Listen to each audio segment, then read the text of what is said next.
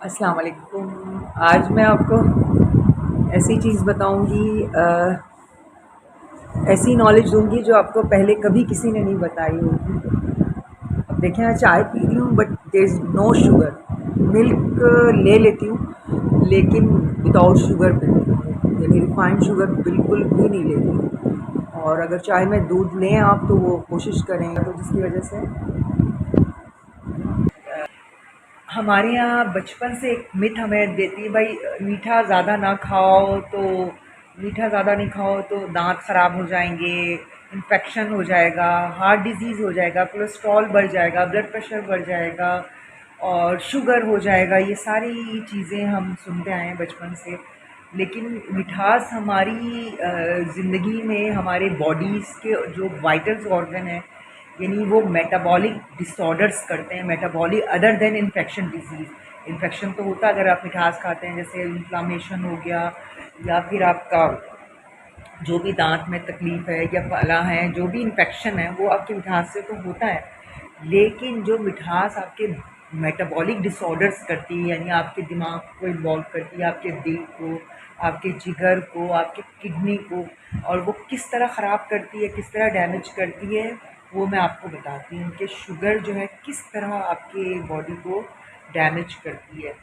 तो सबसे ज़्यादा जो शुगर डैमेज करती है वो है अ, उसका जो पेट्रोल है, जो एनर्जी है, वो आता है माइटोकॉन्ड्रिया से। तो हमारा जो पूरी सेल्स की या हमारे जो फंक्शन की जो डिसीजंस हैं, जो काम है, वो माइटोकॉन्ड्रिया करता है। तो आप ज़्यादा शुगर खाते हैं ना, जैसे आपने जो भी रिफाइंड शुगर खाते हैं, जैसे सफ़ेद चीनी हो गई, रिफाइंड कार्बोहाइड्रेट जैसे मैदा हो गया, सूजी हो गया, और आपका मफ़िन, डोनट्स, वो कोल्ड ड्रिंक्स, जूसेस डब्बे वाले, ये सारे जो है ना वो आपके जो रिफाइंड शुगर होते हैं, जो जो आपके इंसुलिन रेजिस्टेंस को बिल्कुल जो है बढ़ा देते हैं।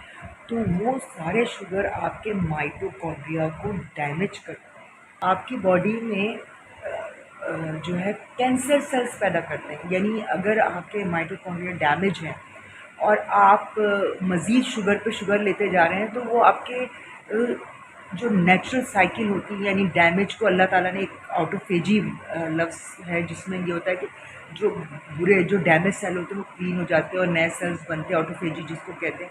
वो ज़्यादा शुगर लेने से वो प्रोसेस रुक जाता है और जिसकी वजह से कैंसर सेल्स जो है तो वो ज़्यादा जिसको कहते हैं बनते हैं और वो ऑटोफेज नहीं होते हैं। तो माइटोकॉन्ड्रिया डैमेज होता है शुगर की वजह से, जो कि बहुत ही इम्पोर्टेंट फैक्टर है।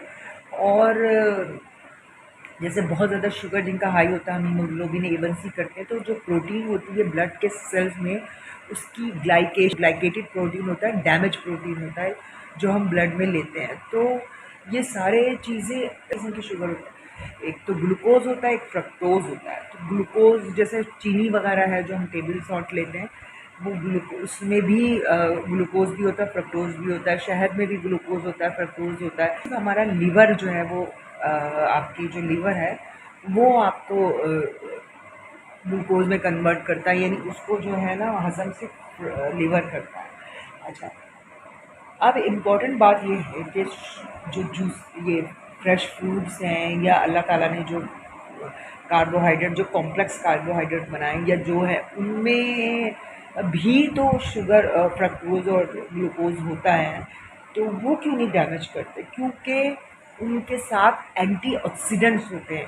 लेकिन रिफाइंड शुगर या दूसरी चीज़ों में एंटीऑक्सीडेंट नहीं होते।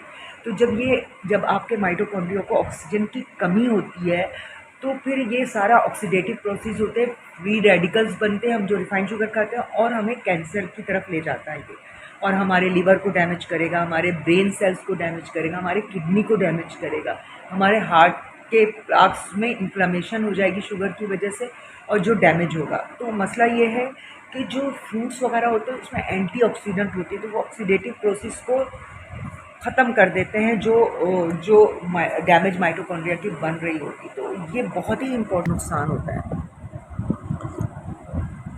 अच्छा, शुगर से एक और नुकसान बहुत होता है, वो है विटामिन बी 1 की कमी। विटामिन बी 1 की कमी आप देखते होंगे, शुगर के ज़्यादातर मरीज़ जो होते हैं उनको पेरिफेरल न्यूरोपैथी होती है, यानी सनसनाहट होती है, उनको नमनेस बहुत होती है, सेंसेशन होती है, तो वो विटामिन बी 1 की कमी से। विटामिन बी 1 की याद रखिए, आप ज़्यादा शुगर अपनी डाइट में लेंगे, आपकी विटामिन बी 1 की एब्जॉर्प्शन कम होगी, जिसकी वजह से आपको नींद नहीं आएगी, आपको एंजाइटी होगा और आपके न्यूरॉन्स भी डैमेज होंगे।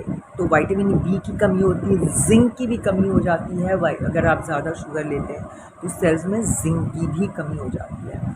अच्छा, अब रेमेडी क्या है कि हमें क्या करना चाहिए कि ये सारे जो हमारे माइटोकॉन्ड्रिया डैमेज ना हो और हम कैंसर से बचें। यानी अगर अपनी लाइफ में कम की तो आप कैंसर से काफ़ी हद तक बच जाते हैं। हम बॉडी लो कार्ब डाइट, यानी कार्बोहाइड्रेट यानी शुगर आपकी डाइट में कम होनी चाहिए। अच्छा, शुगर कैसे कम होगी आपकी डाइट में? रिफाइंड नहीं लेते हैं तो ये 3 दिन आपको करना पड़ेगा। 3 दिन मिठास को कंट्रोल अगर आपने कर लिया तो आप सारी ज़िंदगी कंट्रोल। 3 दिन कैसे करें? क्योंकि शुगर एक एडिक्शन है। तो जब आप जितने शुगर जैसे चीनी बहुत इस्तेमाल करते हैं मीठा, तो वो जब जैसे ही आपने खा लिया वो एब्जॉर्ब, उसके बाद वो हाइपोग्लाइसीमिया करता है, फिर आपको जो है ना उसकी क्रेविंग होती है। इसलिए कहते हैं शुगर की एडिक्शन होती है। अगर आप चीनी चाय में 2 चम्मच ले रहे हैं तो आपका एडिक्शन, आपको तलब होगी। तो 3 दिन कंट्रोल करें। तो मैं हमेशा ये कहती है, अगर आप 2 चम्मच ले रहे हैं तो 1 चम्मच ले लें, 1 चम्मच ले रहे हैं तो आधा चम्मच ले लें, आधा चम्मच ले 1/4, इस तरह आहिस्ता आहिस्ता कम करें, क्योंकि ये एडिक्शन करता है। लेकिन अगर आपने 3 दिन कंट्रोल कर लिया तो आप देखिएगा 2 हफ्ते आप छोड़ के आपको क्या रिज़ल्ट मिलेगा। और वो मैं दूसरे वीडियो में बताऊँगी कि अगर आप चीनी 2 हफ्ते तक छोड़ दें तो उसके क्या रिज़ल्ट होते हैं। तो आज के लिए इतना काफ़ी है, और बस चाय पीते पीते आपसे बात हो गई।